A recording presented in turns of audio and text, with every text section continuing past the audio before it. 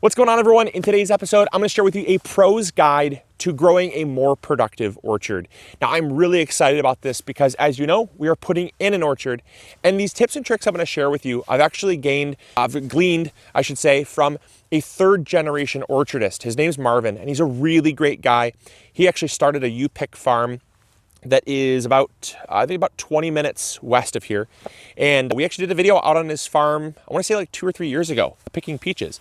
And he's a really great guy, such a wealth of information. And he shared with me everything that he knows about planting an orchard. And he actually got started with apples. And so that's kind of what we got started with as well. And so in today's episode, I'm going to share with you everything you need to know about how to get a more successful orchard so you have more luck, or more success, I should say, and just a better time growing fruit trees.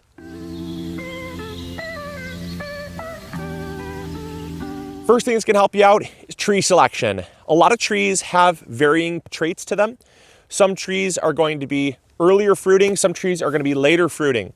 Some trees have more chill hours, some have less. Chill hours are the amount of hours at or below 40 degrees Fahrenheit. And the trees, that essentially keeps them dormant. And certain trees need more chill hours than others. If you're in a very cold climate, you're going to go with a tree that has a lot of chill hours. Here in Michigan, we have right around 800 to 850 chill hours in a normal season. There are some trees that only require 400 chill hours. So if you're further south and your winters are not as long, you do need at least those 400 chill hours. But if you're growing a tree that, say, requires 800 chill hours, and you only have 400, the tree is not actually going to fully reset, and you're going to have very little, if any, fruit production. So it's very, very important that you understand the types of trees you're planting, and variety is your best friend. Marvin told me that when he first got started, he planted 15 different varieties. Now on this farm, in this heirloom orchard, we actually are going to have almost 100 varieties of apple trees, just apples, and then a bunch of other types of fruit trees as well. And so variety is so important because then you're going to actually see what grows well, see what doesn't grow well, and it's that kind of trial and error because not everything is going to go according to plan. We're going to have some trees here that probably will underperform. That's to be expected. But when you have 100 varieties, you're absolutely going to see the ones that do really well.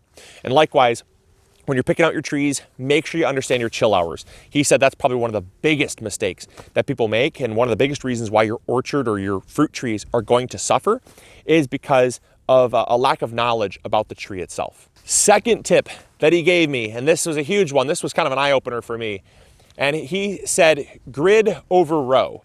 Now, we have our fruit trees planted in rows, but rather than make one giant long row, we actually have several smaller rows making up a grid, more of a square. This one's more of a rectangle. The one behind you on the other side of the road is more of a square.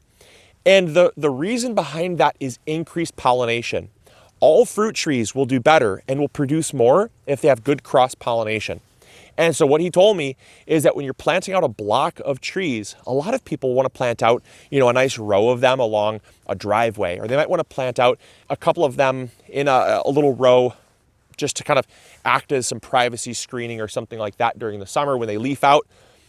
Big mistake with that is that you're going to have very poor cross-pollination. You'll still have some cross-pollination, but nowhere near the cross-pollination you'll have if you plant them in a block. Same thing actually applies to something like corn. Corn is wind pollinated. Apples are not wind pollinated. But when you plant corn in a nice row, if the wind blows all the pollen in the other direction, there's no pollination and you're going to have really spotty corn. And so there's quite a few things that benefit from planting, that you can actually benefit from planting in a block formation. And that's a big, big mistake that a lot of gardeners make. Take the extra space, plant out a nice little block, even if it's 2 by 2, right? Four trees, plant them in a square. Don't plant 4 in a row. If it's 8, you could do 2 rows of 4 or 4 rows of 2. That way you're getting at least a block formation or something like that to just get better pollination. And that's really going to help increase your overall productivity of your trees. Third thing Marvin told me, spacing. Now, spacing is so important to having a very productive orchard. If your spacing is too close, you're going to have increased pollination, but decreased airflow. And decreased airflow leads to things like leaf disease. Really important you give them a good amount of space, nice spacing in between. Our trees are spaced 20 feet apart in our rows. Our rows are spaced 20 feet apart. And then between each tree is about 15 feet. And that's going to give us just enough space that when they're fully mature, the drip line, or where the leaves are going to end, is going to be right about halfway in between. They're almost going to be touching, but not quite. And that's going to give lots of airflow, room for sunlight to come in and ripen up the fruit, as well as pollinators find the flowers. A lot of benefits. Now, the next thing, as we're kind of walking back this way, what we're going to do in the rows. This is something that on a large scale can be very beneficial, but you can even implement it on a small scale, and that is cover cropping. Marvin told me that his preferred method of actually fertilizing these trees is to use a all-purpose granular fertilizer once in the spring, but then rely on a cover crop, which is essentially going to be chopped and dropped, but kind of chopped and blown, because he uses a mower.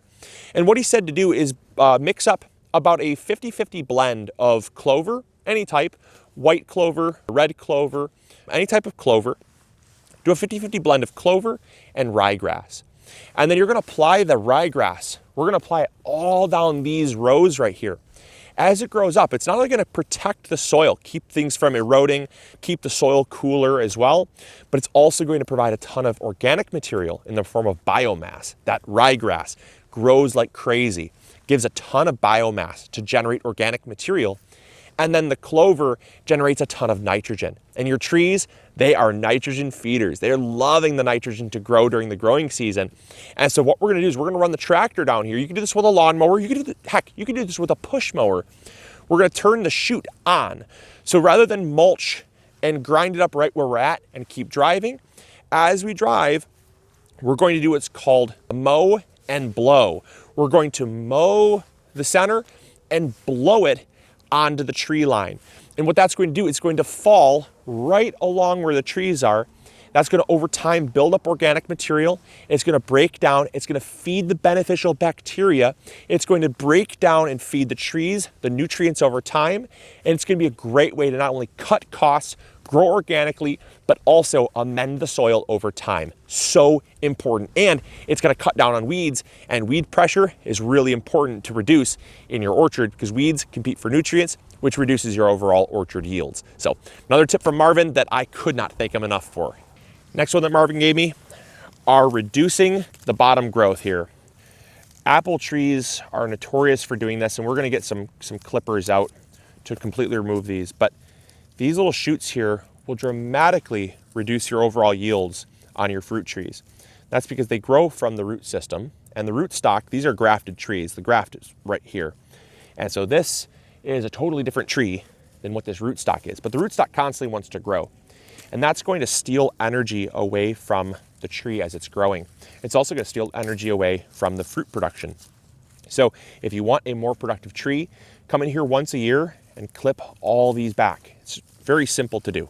Look at that, see, whole new tree growing right there. These are probably some type of crab apple or some type of other, well, they're definitely some type of apple tree, but they are not going to be a tree that you're really going to want growing with this tree. So we're going to pull all these out because they are attached to the root system of the root stock. We can come in here and clip all those out, and that will greatly increase the amount of energy that this tree has to grow the type of apple that we want to grow, which is a Red Delicious. It's beautiful, absolutely beautiful, and in no time this thing is going to be fruiting. But that's a big mistake. It's a huge mistake that I actually fell into, was not cleaning up the base. I just didn't clean up the base that often, and my apple trees at our house, they really suffered. They did not produce as well. As soon as I made a regular effort to clean those shoots up 2 or 3 times a year, they do grow pretty fast. Clean them up, I saw immediate benefits to the overall top growth on my apple trees. All right, and the final thing that Marvin implements on his farm that he said would make a huge difference with increasing the overall production is adding some type of intercrop. Super important to intercrop so that you can attract things like pollinators. Now, in the early spring, your apple trees are going to be the first thing to start flowering. And so you want to pick an early type of flower that's going to grow and actually increase the overall presence of flowers to increase, obviously, the food source for pollinators. And so what he does is like I said, he adds clover into the center aisleways. That's a type of flower that's going to increase pollination. but he also adds things like field mustard. Now, field mustard is a wonderful cover crop because it actually protects the soil from root knot nematodes, but it also provides really great early pollen and nectar sources for honeybees. And he has those running his ditch line. He actually seeds them every single year. He'll seed a nice little row of field mustard. And field mustard, a lot of people hate it. Obviously, in a garden, it can be kind of a nuisance. It's a weed, right? But when you plant the field mustard, it acts as a pollen source and a nectar source early on, but it also does another thing, and it's called a capture crop or a sacrifice crop. And the capture crop essentially takes the pests away. Things like grubs and worms and stuff will go attack the mustard and are more likely to leave your fruit trees alone. And so important to do that. You can intercrop things around your trees or off in the distance, but intercropping with flowers is so important to increasing the overall overall pollinator numbers in your orchard, which is obviously going to dramatically increase the amount of fruit you can produce. So I want to thank Marvin so very much. We've mentioned him in these videos, I think 3 or 4 different times. And he's not someone that wants to be on camera. I respect that. I've tried getting him on camera 3 or 4 times. He's in his 80s, he's in his late 80s, and he still is out there on his farm, still doing his thing. But I want to thank Marvin for watching, or thank Marvin for sharing his information. I want to thank you for watching, and I hope this helps you. I hope this gets you more excited to grow fruit trees because they are an investment in the future. So as always, this is Luke from the MIgardener channel. Hoping you enjoyed. If you did, make sure to hit the like button, subscribe if you haven't already, and let's get out of the cold weather. As always, this is Luke from the MIgardener channel, reminding you to grow bigger. Bye. Hey, thank you so much for watching today's video. I really appreciate it.